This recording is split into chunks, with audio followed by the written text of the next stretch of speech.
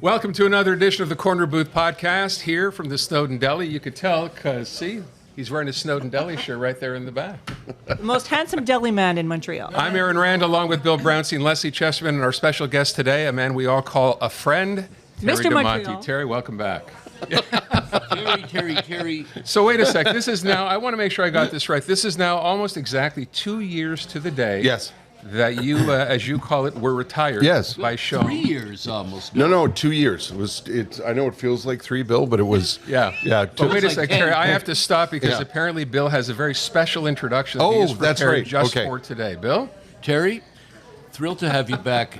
As a lot of people may recall locally, that up until about 3 years ago, before COVID came, we did a weekly segment called The Gripes of the Round Table. On the TV. On the TV with Aaron, yourself, myself, and Mitsumi was the host. Then came COVID, and then we weren't allowed back in studio because you weren't there. Right. But that being said, I was just thinking to myself that this is essentially, this could be a next week's episode from three, because nothing has changed in that 3 year period of No, Bill, gripes. that's not true. Things There have are gotten more worse. puns. There are more That's, puns.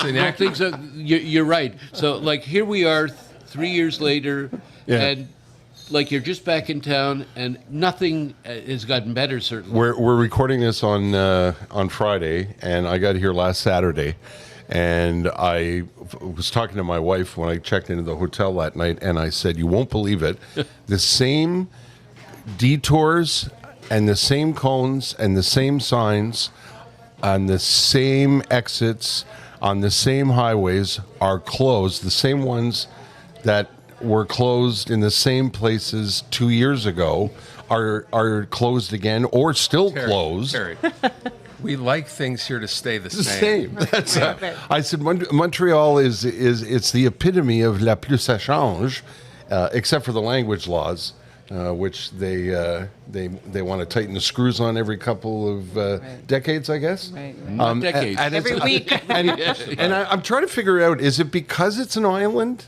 or is it because it's now like a part-time hobby of the local government to make sure nobody can get anywhere? Right. Like, It's Montreal. Well, you know that. I Yeah. mean, from before, it's about this city should be entirely for bikes.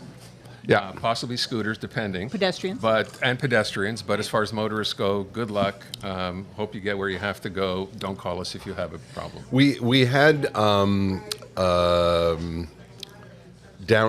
Councillor Downey. I'm gapping. Sterling Downey. Thank you. I try not to call him Stuart because Ted and I were calling him Stuart. He was a guest on our podcast, the Standing By podcast with Terry and Ted.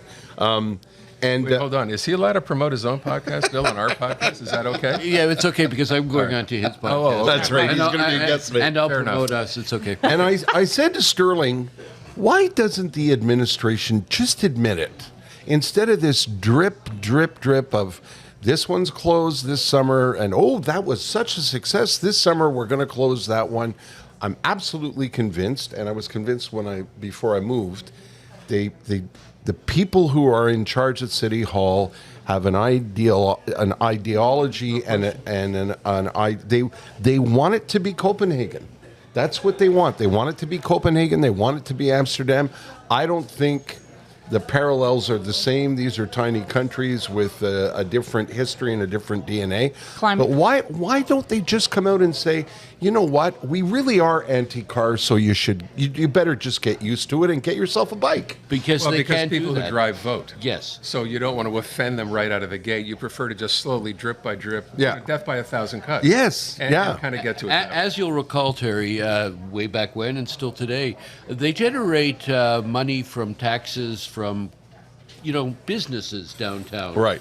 As much as they would like to say you can hitch a wagon to your bike and go shopping at, and buy yourself a 90-foot television. Right, right. They have to kind of kowtow a little because otherwise, as it is right now, I don't know anybody who lives in the West Island, Laval, the South Shore, who comes downtown to go shopping. It's an inconvenience for people who live downtown. And on or eat out or whatever. Tuesday night, I was getting ready for a dinner date, and on. I had the TV on, and I put Mitsumi on, and the lead story was the $30 million for new bike paths, and they were interviewing somebody from the executive committee whom I did not recognize, who was very excited about the millions of bike rides on the bike path on Saint Denis, and what a roaring success it has been on Saint Denis. And from my understanding, from my friends who live here,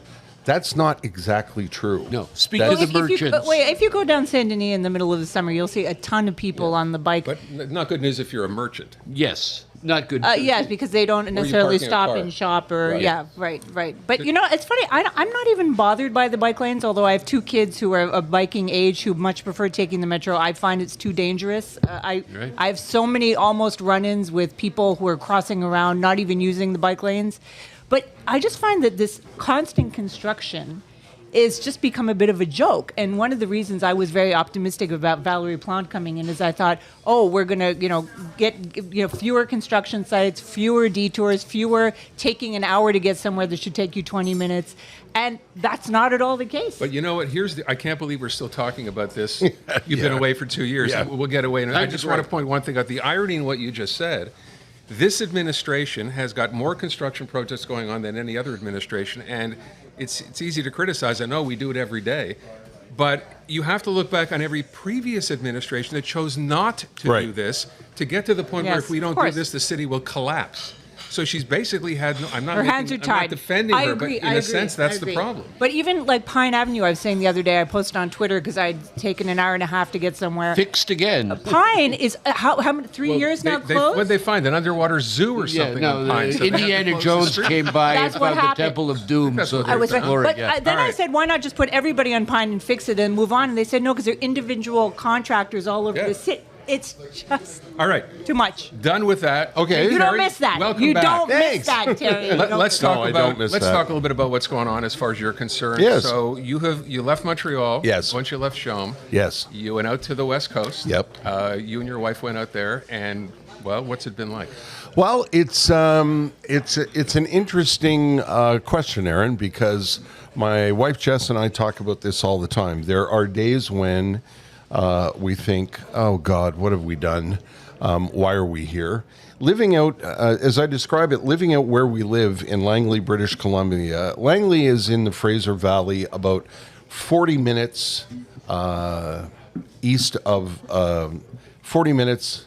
Is it east? Yeah, 40 minutes east of downtown. So it would be the equivalent of Downtown like Vancouver. Yeah, so it would be like living in Vaudreuil, Okay. or out Vaudreuil, Or Hudson. Saint Laurent with traffic. With traffic, yeah, Saint Or Laurent. Little Burgundy. Or Griffintown. Yeah, roughly Yeah, oh, Griffintown. Don't trigger me, Aaron. I need a safe space. Should have warned you first. So there's the way I describe it. Life out there is a lot less complex. It's a lot less complicated. I get in my car in the morning because my wife is working, so I'm a retired man at home doing errands. I get in my car. I never think about which way I'm going to go, or when I get there, where am I going to park, and is there going to be a detour?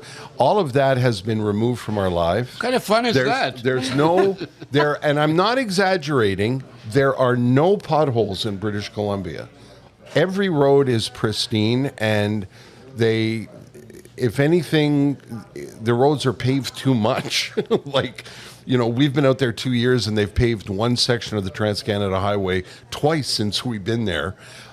So it's a lot easier. It's a lot less complex. There's nobody arguing about language, but there is a lot less.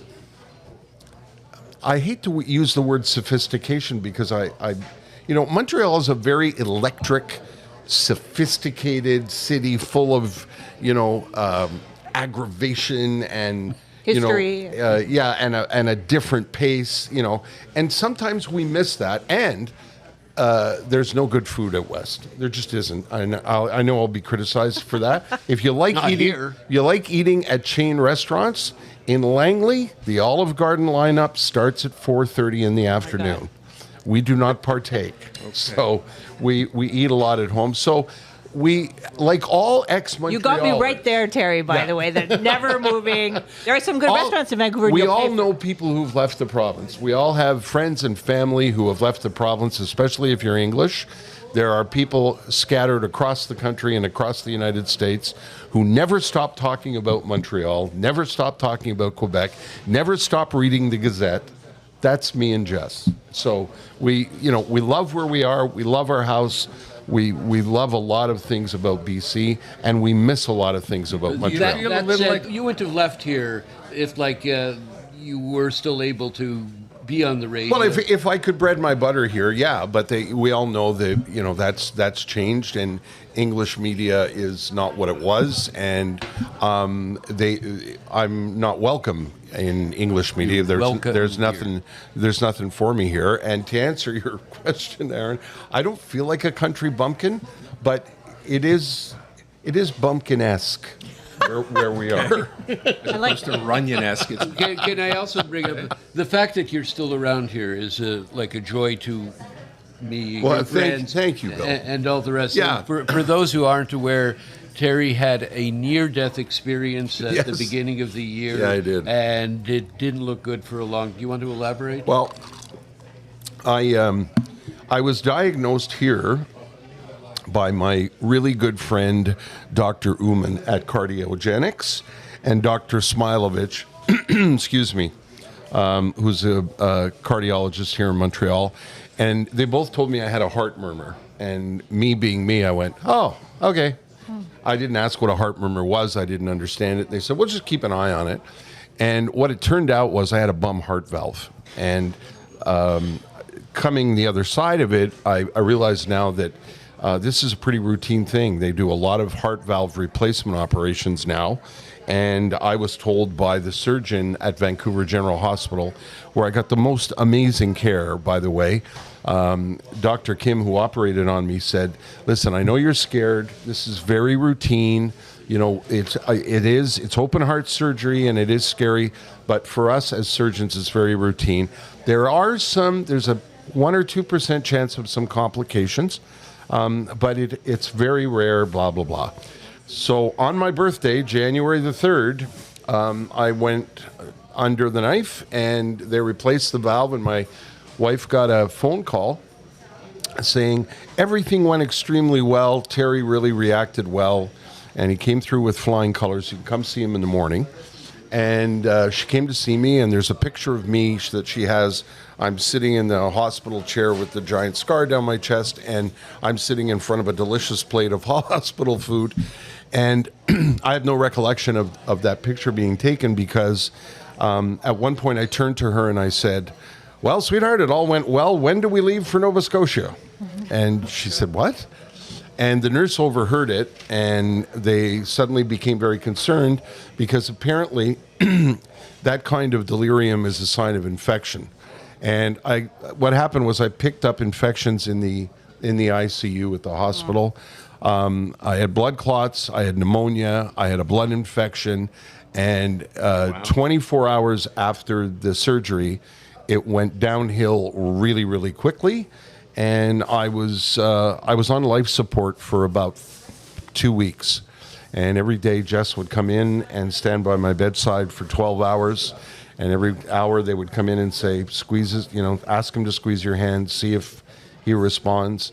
And it went on and on and on to the point where my brother Dean, who has a bit of a medical background, got information from Jess and decided to fly out because, as he described to my sister, I was knocking on heaven's door. And he wasn't sure I was going to be able to come out of it.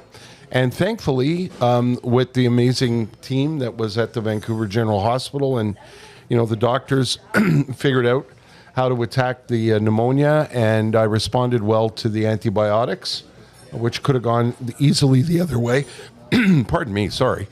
And about, I guess, in the 15th, 16th, 17th day, I started to squeeze Jess's hand, and I had a tracheostomy, I think it's called, so I couldn't talk. That's the way I was. They kept intubating me and re-intubating me. It was I don't want to keep going on and on about it. It was a horror show, and I came close to checking out, and I didn't. and I will be forever grateful. But it was traumatic, and it was nice to get out of the hospital. I was in the hospital for 31 days. But that said, when I first spoke to Jess, she was terrified. Yeah, And, and rightfully so. Yeah. Yeah. And then later, when you were getting better, she said, it's going to be a very, very slow recovery. Yeah, and it has been. But she said you wouldn't be talking regularly until June or July, Yeah. and you surpassed all those expectations, and you're babbling again. Yeah, yeah. That's, at one point, they said to me, they told her I would be in the hospital till the end of March. Right. And I came out February 3rd, so Right. that was a bit of a victory. Although when I got home, I was still pretty gray, and my legs were like like Twizzlers, like a couple of pieces of licorice. I could, I didn't have any strength. The upside was I lost 31 pounds, but I don't recommend the diet. Right. And it took a while. It took a while to regain my strength Right. and my faculties. Right. But it was better to recover at home than to be in the hospital Absolutely. for another. Yeah, that's why Hospitals are not the best place to recover. that's why I was really grateful that I was able to go home when I did. And where are you now in terms of, all the way back? Do you feel like you're all the way back? No, I don't. I got the green light. The blood clots are gone. I've had scans and follow-ups. I got the green light to travel. I still have to have a follow-up with my cardiac surgeon, which is going to happen when I get back home this week. But my heart has been assessed. There was, having your valve replaced is preventative, so there was no damage to my heart, thank goodness. But there's still a soreness in the chest, which is understandable, Right. They crack you open and put you back together. So I'm still sore. I still have to have a mid-afternoon nap, like when I was doing the morning show. Who doesn't? I do every day. So I don't my energy isn't all the way back yet, Aaron, is I think what I'm trying to describe. Right. And my doctor did say, he said, you'll feel stronger every week. By the 6-month mark, it'll be pretty good, but it'll be a year before you're really all the way back. The Corner Booth podcast is brought to you in part by the Snowden Delicatessen, where we are. 75 years in business, the hub of Montreal's greatest smoked meat, plus carnotzel, potato latkes, and the famous Snowden Deli party sandwiches. That's the Snowden Delicatessen. So the good news is you're on the road to recovery. Yes, sir. You seem to be, if people looking at this would have thought, well, did something happen to Terry, and describing what you went through, I don't think they'd have any idea. Well, that's good. I'm glad great. to hear that. Thank you. But I wonder now, so looking back, we started this by talking about the fact that it's been 2 years since you left Chaume. Yeah. You described yourself now as kind of semi-retired. Yeah. What are you doing? What is it you want to do? Have you thought about what you want to do going forward? Well, not really. I mean, I do enjoy not having to get up at 3:30. Really? I do. Why? And I'm convinced. That couldn't have helped. I'm convinced that wasn't helpful Harry, for how my many health. years were you getting up at 3:30? Over 30. God. So I started the morning show in 1984, and I can't do the math, but a lot of years. Right. And that's not and Aaron knows this is not a healthy lifestyle. It just isn't. No. I kind of like being able to putter around, but about a year in, I thought, I can't. I got Keep puttering. I got to do something, and I started to get itchy feet, and then Ted and I thought, well, we'll keep doing the podcast, and then he said, do you want to do a little Saturday show with me at the Hudson station where Ted, my longtime colleague Ted Bird, he hosts the morning show at Light 106.7. And on Saturday mornings, on Friday, I go upstairs to my home office and we record the Saturday show. So you do the Vancouver thing or the BC thing. He does it from here, and it seems like a seamless. Well, I don't know if it's seamless, Aaron. We're much better when we're sitting across from each other, that's why I fly in for the podcast. I like to be in a studio. This engagement is a lot better than the delay. Zoom. We've all done the Zoom podcast thing. But it seems to work. We've had a kind of a nice response. It's a little radio station on the West Island, and it's not a big behemoth, like the big media platforms.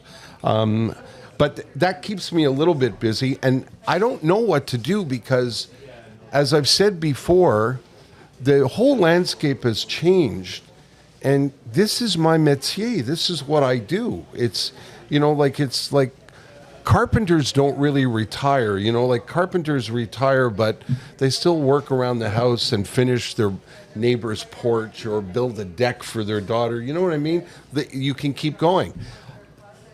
The industry at large, the radio and television industry at large, has what's the word I'm looking for?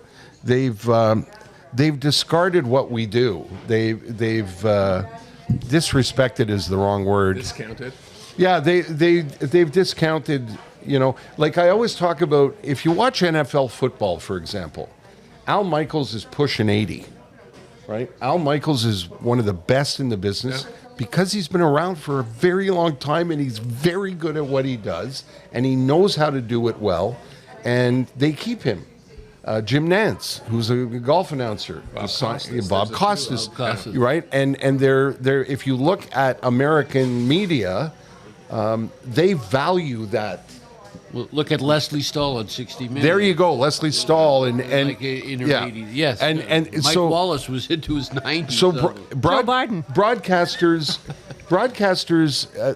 in America value that, and the Canadian broadcast landscape has devalued what we do. Yeah, Lisa LaFlamme. Lisa LaFlamme is a great example of it. And, you know, at one point there was, you know, people ask me all the time about how I sell it. You know, you talked about retirement and you talked about you wanted to retire. I just went along with the narrative. I didn't want to be a guy who's like, oh, you're not going to renew my contract and they're such assholes. I didn't want to play that game. So I thought I'll play along with the retirement thing and I'll let them have their way and I'll let them think that they're fading me as they're pushing me out the door. That's fine. That's, you know, I'll go along with that. But then when as time passed, I wanted people to know I didn't retire. They didn't renew my contract and told me they didn't want to renew my contract, which is, we don't want you here anymore. So you don't want to stay under those circumstances. And there was a guy that brought me back from Calgary, a guy named Martin Spalding, who said to me prior to Christmas, you know, my last day, my contract expired May 28th, I think. And in the December before that May, Martin said to me, you know, would you be interested in doing something? You know, we can maybe do your Christmas special and you could keep you like as a show emeritus kind of guy. We'd love to have you around. I said, yeah, I'd love to talk about that. He said, let's talk about that after Christmas. We'll come up with something. And in January, they fired him. Right. And that was the end of that. So, Right. Cleaned house. I don't want to leave the impression with people that I'm bitter. I had a wonderful run. I had a great time. It was an amazing 30 plus years. But I'm a human being. I miss it. You know, I miss it. Do you ever, I mean, this is a crazy thing to say, and do you ever consider writing your memoirs? Because you were at Shome at a time when rock and roll in Montreal was so important. And I'm sure you have some very juicy stories. Very juicy stories. And I would, you know, I know it's a small market, but there are a lot of people also who know you are across the country. Do you ever think about that? You know, I have. Jess and I have talked about it. Terry Mosher encouraged me to do it. And as soon as we moved and got out there, I thought, that's what I'm going to do. Writing? There's the project.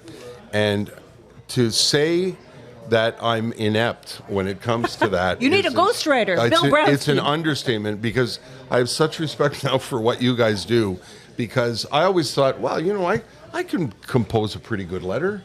I should be able to tell this story.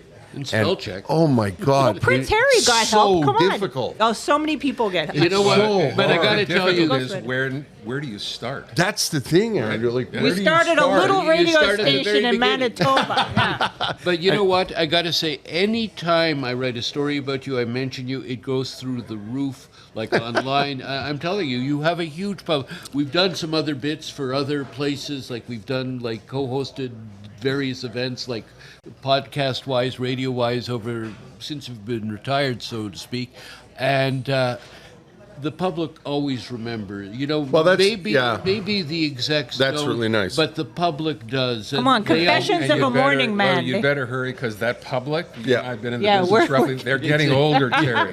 No. So if you want to reach them, maybe consider the next couple of years. And, busy. and Terry, that public is not only English; it's English and French. Yeah. Yeah. Because Yeah. tons of francophones Yeah. listen to you on Shalom. Absolutely. I had so many people come up to me who are francophone who Yeah. listen to us talking on Shalom. Oh, I I was- spoke to Paul Arca. Remember when Yeah. you retired, and he Yeah. was a huge fan and Yeah. missing you much. Yeah, one of the things I'm most proud of. I really the other night.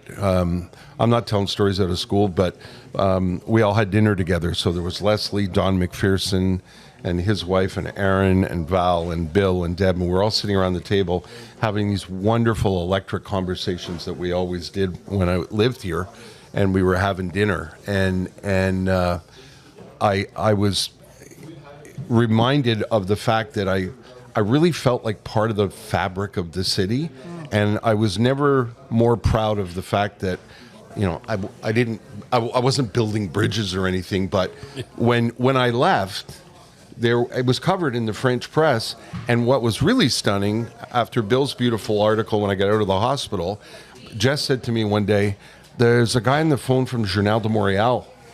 I said, "What?" And he doesn't want to kill you. What? And he said, "Yeah, Raphael from Journal de Montréal wants to talk to you."